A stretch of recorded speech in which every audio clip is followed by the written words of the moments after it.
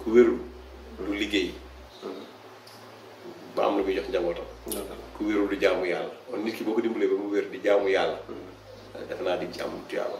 asalaamaaleykum wa rahmatullah yéen ñi siiwul seen sama xalaat ñu ngi leen di nuyu di leen ziar bu baax di leen fàttali yéen a ngi seen programme fagaru nag comme ni ngeen ko xamee dañ ci dalal professeur Ousmane Ndiaye muy borom Boga Bio nekk tradipraticien comme ni ngeen ko xamee nekk fële ci diwaanu Kër Massar bu dee ñi nga xam dañ ko bëgg a seeti numéro moo nekk ci suuf nañ ko woo pour jël rendez-vous.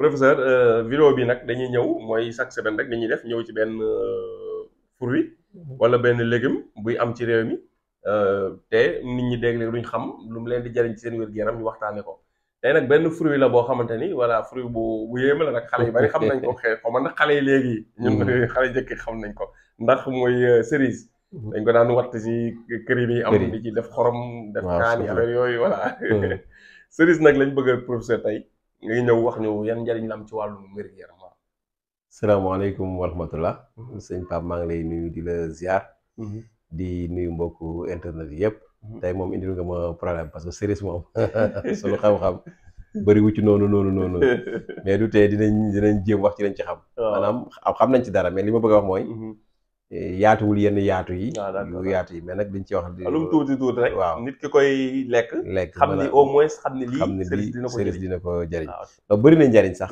bëri na njariñ mais su ma waxee noonu dama bëgg wax par rapport ak yeneen garab yi ni ma ci defee gëstu foofu laay waxee rek mais dinañ ci indi njariñ yu bëri de macha allah donc parce que am na ay fer benn am na vitamine surtout vitamine C am na calcium am na chlore magnésium ak yu demee noonu donc bëri na ay composition bi bëri na ay ferñeent donc kon gis nga ni bëri na ay éléments yoo xamante ni daf koy def la ko mën a faj donc bokk na ci wàllu bronchite moom it baax na ci waaw léegi baax na ci wàllu pneumonie surtout wàllu lépp loo xam ne dënn la ak yu demee noonu cerise baax na ci soit nga di ko macci di ko yooyu comme noonu wala nga baxal doom bi di naan ndox mi wala nga jël xob bi au moins baxal ko xobu garab bi waaw baxal ko di ko naan baax na ci accouchement aussi mooy kuy am doom waaw baax na ci trop baax na ci allaitement ñi nga xamante ni dañuy nàmpal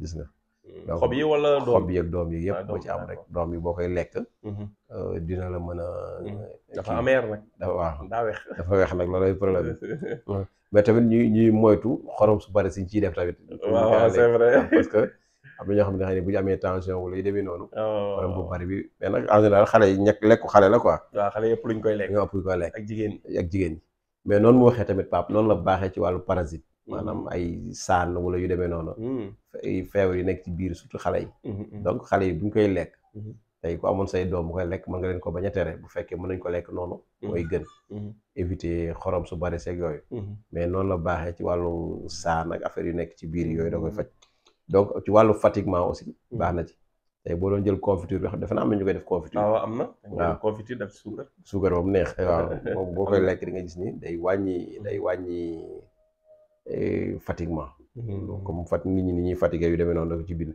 hémorroïde aussi baax na ci boo koy consommer lu bëri mën na atténuer hémorroïde bi donc su fekkee te ni mënoo ko lekk tamit nga baxal xob yi di ko naan wàllu coagulation sanguine maanaam ñi nga xamante ni seen deret day way lu bëri maanaam ko mënuñ ko mën a tuddee xam ne deret yi daal day am problème day def ay lumb yooyu donc bu ñuy am cerise boobu ñu soit ñu koy lekk la ñu am xob bi di ko naan baax na ci ñoom di ko utiliser lu bari quoi ñi nga xamante ni dañuy jeex tamit amaigrissement xam ne dañuy sew fu ñu toll donc bu ñu bëggee am yaram bu ñu amee cerise boobu di ko jël mën na am kii ferñeent wala ñu jël kii nu mu tuddati xob yi di ko naan baxal ko def ko infusion di ko naan ci wàllu ñi nga xam ne dañu amee crise d'asthme xam ne crise bi da leen di daaneel foofu moom bu ñu amee xob yi baxal ko di ko naan aussi baax na ci waaw bu fekkee tamit contre les fièvres nga xam ne kuy xam ne yaram bi day tàng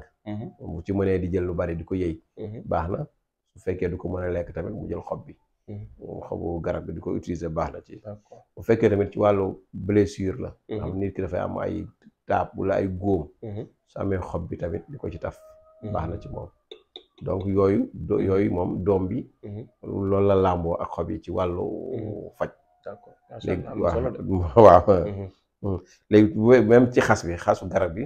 bu fekkee ñi nga xam ne dañuy am migraine. bopp bi metti tamit bu ñu am xas bi parfois. di ko baxal di ko naan yàlla mën na leen a saafara. ñi nga xamante ne dañuy am bronchite comme ni ma ko waxee woon sànq.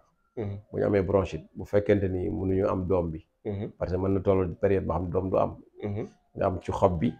am ci écorce bi. ñoom ñaar boole leen baxal di ko naan. baax na ci bronchite.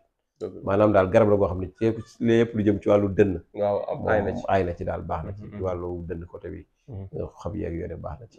donc xam naa gëstu bi nag bëri wu ci noonu xam-xam bi bëri wu ci noonu. macha allah te garab gu mën a meññ la. waaw day meññ lu bari. meññ te économiquement sax garab gu mën a joxe xaalis la. parce que am na ñoo xam dañ koy wuti di jaay ak yu demee noonu. waaw njëkk bu da nga si ñoo xam maire yoo xam dañuy teg yam sëri seen kër ñuy jaay. waaw kay waaw. voilà xale moom dañ ko doon jël léegi nag xam nga yow daa waaw day sax mooy neex léegi.